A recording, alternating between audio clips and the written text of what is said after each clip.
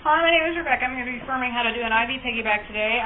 For this procedure, I'm going to need my actual solution, my medication, an alcohol swab, and clean gloves. So upon walking into the room, I'm going to wash my hands. I'm going to ID the patient with 2 identifiers.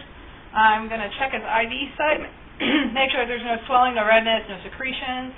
Vital signs are good. So I can go ahead, I'm going to check my MAR, make sure that nothing is conflicting with anything, like that the piggyback isn't going to contradict with my primary.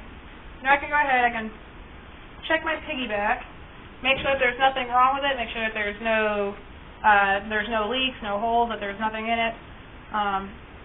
If it was pre-primed, I wouldn't need to prime it again, but if it was, I'm going to prime that, which is a sterile procedure. I'm going to make sure that my little thing here is filled up halfway to 2/3. I'm going to prime my IV, then put my cap back on, and I'm going to set that aside.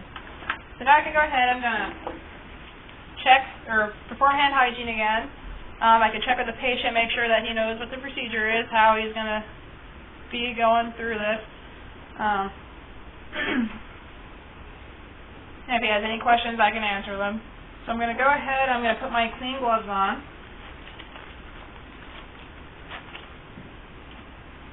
Which I would have gotten brand new.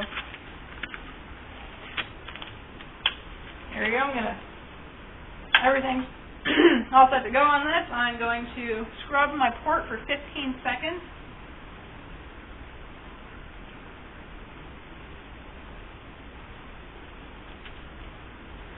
Alright, while I'm done with that, I can throw my alcohol swab away. I'm going to take my piggyback, I'm going to take my primary, hook it down lower than my piggyback.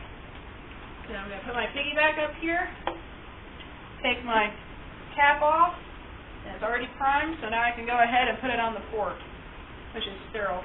I'm going to put my clamp off, make sure that that's all running and going at the proper drips per minute, what the dosage was. And so now I can go ahead, I can throw out any trash that I've had in this procedure. So we're going to throw away my gloves, my alcohol swab, and before I leave I'm going to check with the patient, then provide patient safety, bed rails up, bed down, it's locked, his call light's in reach, he knows how to use it. I can take vitals after a little while. And before I leave I'm going to document what I gave him, when I gave it to him. I'm just going to make sure that everything's in order. If he has his personal items in reach, I'm going to move them into where he can get to them. And so I'm going to document before I leave, ask if I need anything else, and that's about it.